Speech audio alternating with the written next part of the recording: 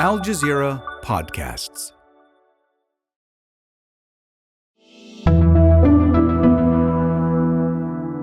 For people who understand abortion laws in the U.S. state of Texas, there's really just one way to describe them. I think the best word to describe how this has played out would be chaos. A lot of fear and confusion. Absolute confusion. As the U.S. gears up for an election, the Biden campaign has promised to restore abortion rights. Will its efforts fall short? I'm Malika Bilal, and this is The Take.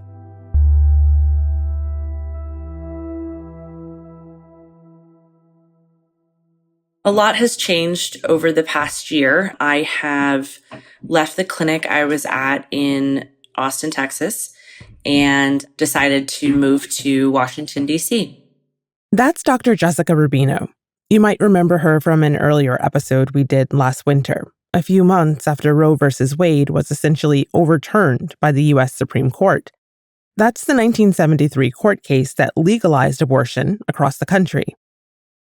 My colleague Sonia Bhagat, a producer here on The Take, caught up with her recently. Hey, Sonia. Hi, Malika. So, Sonia, I know you talked with Dr. Rubino about navigating the near-total abortion ban where she used to live in Texas. Yeah, that's right, Malika.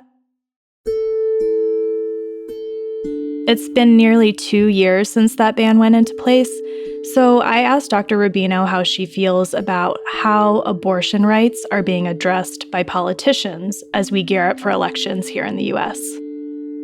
You know, I'm continuing to talk to people every day going through abortions, and they pretty much just feel like they are all alone.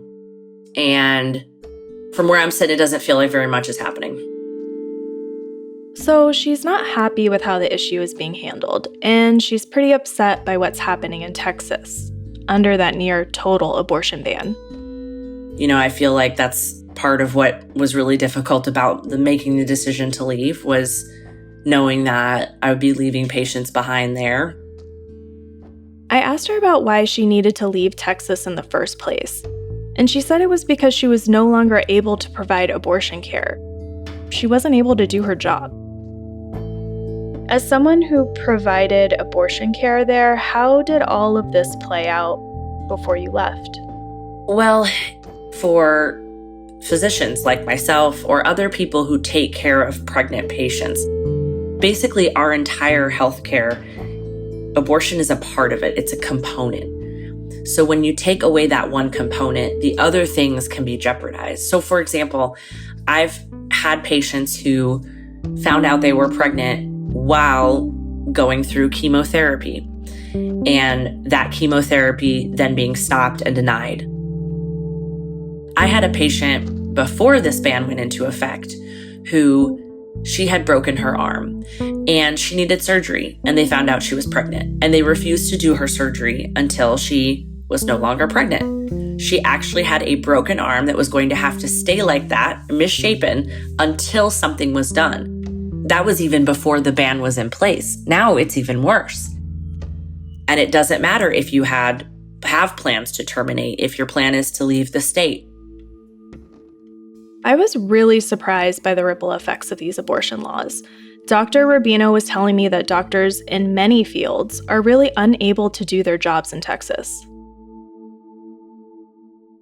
Everyone is so concerned now that they don't jeopardize in any way the pregnancy. They lose entire focus of the person who's carrying the pregnancy.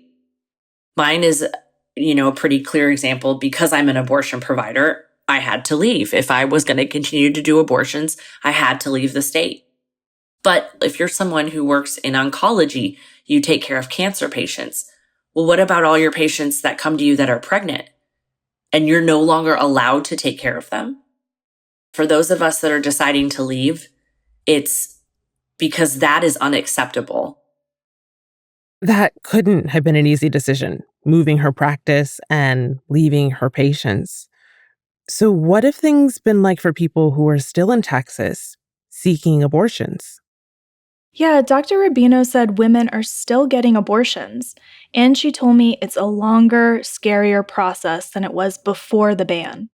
And I talked to someone else who focuses on getting people the care that they need. Hi, my name is Holly Bowles. I'm the Director of Sexual Assault Victim Advocacy at the Safe Alliance. And the abortion bans have impacted our work in several different ways. Holly helps people who have questions about sexual assault and sometimes abortion. We really weren't sure what we were allowed to say, what questions we were allowed to answer. And anyone who aided and abetted in someone getting an abortion, it just created this fear of wanting to err on the side of caution and thus not really giving much information to folks at all who really needed it. And then, of course, creating a culture of fear for survivors as well, because they didn't know who they could trust, right? Not knowing who is going to feel safe. And even us as a service provider might not seem like a safe resource to go to anymore either. And as for Dr. Rubino, she says many women are now turning to abortion pills. And so once you find out you're pregnant, your options are try to go online and get yourself pills. So you're taking on risks, right? And wondering where the pills are coming from. And the risk that someone else in Texas will find out about it. Will they out you to someone else? Will they report you to someone? Will you be criminalized in some way? And then you say, okay, well, maybe I'm pregnant. I don't want to be pregnant, so I'm going to try to do it the legal way and leave the state. Well, do you have a job that you have enough time you can take off from work? In Texas, if you live in the middle of the state, it could take you a day to get out of the state. And what if you have children? With federal protection for abortion rights gone, traveling across state lines will be the reality for so many women. You want to get it done, but it's just also like, I have to go to Albuquerque to get this done. There are nonprofits that raise funds to help women in these situations. But even that can be tricky. You gotta find their number, call during the right times. Navigating all this while trying to decide, do you need an abortion? Cathy Torres represents one of those funds, Frontera Fund. It helps women get abortion care in Texas. We are an abortion fund based in the Rio Grande Valley. We are the only abortion fund down here, so we fund people's abortion care who live in border communities and need abortion care outside of Texas. Undocumented people are also dealing with a fear of being detained and even deported by Border Patrol because they're having to travel now to get abortions. But now it's been months of living like this, and she says she's not really getting very many calls anymore. Many of the clinics who would be helping these women have closed under the ban. In Texas, we don't have any clinics anymore, at all. Not abortion clinics, at least. We still get callers. We're working really hard to try and get our information out there, but, there has been a stark difference there. So, Sonia, we've been focusing on Texas, but near total abortion bans were enacted in 14 different states. And there was a study published in January that shows an increase in rape-related pregnancies in those states. What does that tell us about how these bans are playing out? Well, why don't I let Dr. Sam Dickman tell you? He was the lead author of that study, and he says their research shows how many survivors of rape were left without access to abortion care. We estimated that there have been more than 500,000 rape survivors in states with total abortion bans, and that more than 64,000 of them have gotten pregnant as a result of rape. We estimate that in Texas alone, there have been more than 200,000 reproductive-aged girls and women who have been raped since the total abortion ban went into effect there in 2022, and that more than 26,000 of those survivors have gotten pregnant as a result. And that's in the last 18 months. When Texas first passed its abortion ban, people criticized the law for not including exceptions for rape or incest. And in response to that, Texas Governor Greg Abbott said this: "Rape is a crime, and Texas will work tirelessly to make sure that we eliminate all rapists from the streets of Texas by aggressively going out and arresting them and prosecuting them and getting them off the streets." So goal number. But Dr. Rubino says the governor of Texas is not looking at the real problem. It's actually focusing on the wrong problem in this case. At least in modern America, I hope we've come to a place where we all agree that being raped by someone is unacceptable. But we somehow have not gotten around to believing in and understanding that it is not okay to force someone to give birth. After the break, what all of this means for November's upcoming elections.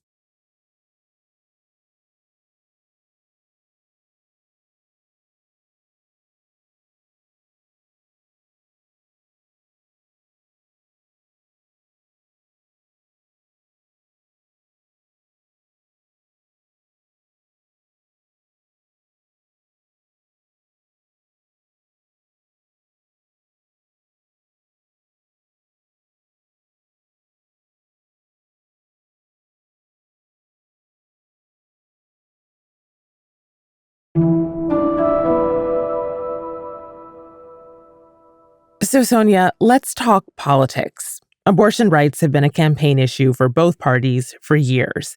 Have the abortion rights advocates like Dr. Rubino, who you spoke with, been happy with President Joe Biden and now candidate Joe Biden's campaigning on the abortion issue?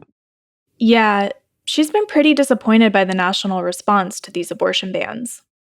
I mean, we need at the national level, this just needs to be a removal of all the bans. We need to have complete protection of our rights as if we were actually whole human beings.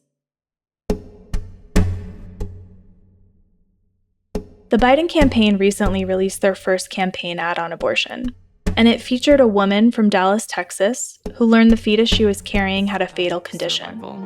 In Texas, you are forced to carry that pregnancy, and that is because of Donald Trump overturning Roe v. Wade. The choice was completely taken away. I was to continue my pregnancy, putting my life at risk. It's every woman's worst nightmare, and it was absolutely unbearable. We need leaders that will protect our rights and not take them away, and that's Joe Biden and Kamala Harris. I'm Joe Biden, and I approve this message. So, to find out more about the Biden administration's approach on abortion, I called up Miranda Becker. She's the Washington, D.C. correspondent for the 19th News. That's a gender policy news outlet. And I asked her if what the Biden administration is doing to address abortion has been hitting home with voters. Yeah, I mean, the Biden re-election campaign is really staking a lot on the resonance of this issue with voters. Voters have shown in the 2022 midterms that abortion is a salient issue for them and a motivator when it comes to turning out people who support abortion rights. But Biden does have kind of a long-standing discomfort with talking about abortion. And when you talk to abortion rights activists and what they want to see from this administration as they're making the case for another 4 years is a more full-throated kind of messaging about this from the president to show that he's gotten beyond his discomfort. Over the years, his abortion record has been mixed. Flashback to 1974, a year after Roe v. Wade. He told the Washingtonian magazine, "I don't like the Supreme Court decision on abortion. I think it went too far. I don't think that a woman has the sole right to say what should happen to her body." And Biden has mostly been handing the issue of abortion to Kamala Harris, his vice president. We have in Joe Biden a courageous fighter for our most fundamental freedoms as Americans, including, of course, the freedom to make decisions about one's own body and not have their government tell them what they're supposed to do. And so I think what some people would like to see at this point, if they are going to, quote, run on abortion rights, would be a more forceful message coming straight from the president, straight from the top. So what would it take to restore abortion rights across the U.S.? Is this something a president could even do, keeping in mind that Roe versus Wade was overturned under President Biden? Yeah, I was curious about that too. Here's what Amanda told me. I think that for abortion rights to be restored nationally in the United States, it would take federal legislation. Now, if you look at the mechanics of our Congress, that is going to be difficult no matter how you slice it. The case that Biden made to voters ahead of the 2022 midterms was keep the House and give me the Senate and give me enough seats in the Senate and we'll get legislation passed. Give me a Democratic House of Representatives and give me a bigger Democratic Senate. And we will pass a new law restoring the protection of Roe v. Wade, and I will sign it immediately. I don't know how realistic that promise was then, and I don't see it being entirely realistic now. They would have to come up with the political will and the political momentum. And so I think it is probably a very long road to codifying on a federal level any sort of abortion or reproductive rights access. And the Supreme Court that we have in the United States right now is pretty hostile to abortion rights. So if you're an abortion rights activist or advocate, now is not the time you want to be bringing a case to try and widen access to abortion and having it go before the Supreme Court. I do think the more practical case to be made for a Biden reelect, if you're looking at it from an abortion rights perspective, would be that he would be a backstop and a veto against any legislation that the Republicans might pass. Throughout Amanda's reporting, she's found these laws are having a huge impact in places across the whole country. Well, women and anyone who has the capability of becoming pregnant are facing really, truly life and death decisions right now. We saw a woman in Ohio who started miscarrying. She was told she had a non-viable pregnancy.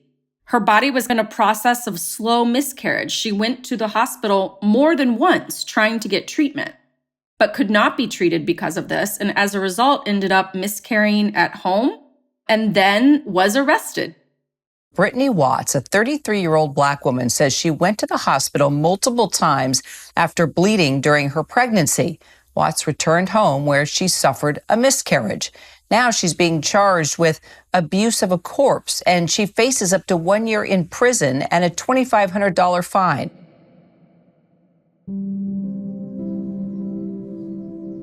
Now, a grand jury declined to indict her just a couple of weeks ago, but we are going to see more and more people being criminalized for what I would call negative pregnancy outcomes. Say you miscarry on your own after a doctor or healthcare facility declines to treat you. We are going to see a real increase in this kind of criminalization in any state that has an abortion ban, even when there are exceptions. Well, keeping that all in mind, abortion rights advocates like Dr. Rubino, the abortion provider who left Texas, they must be looking at a stark road ahead. What did she say to you about what she expects to see next? Yeah, I think it is hard for them. I asked Dr. Rubino if she still had hope things would turn around. I'm not really the one to turn to, I guess, for a lot of hope. When you're pregnant and you need an abortion, it's a now problem. It's not a future problem. Each day, someone is going through just hell. And it's hard for me to see past that.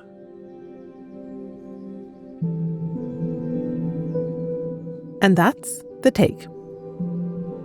This episode was produced by Sonia Bhagat with Amy Walters, Chloe Cayley, Nagin Oliai, Miranda Lin, David Enders, Sari Al-Khalili, Ashish Malhotra, Khalid Sultan, Zaina Badr, Veronisa Campana, and me, Malika Bilal.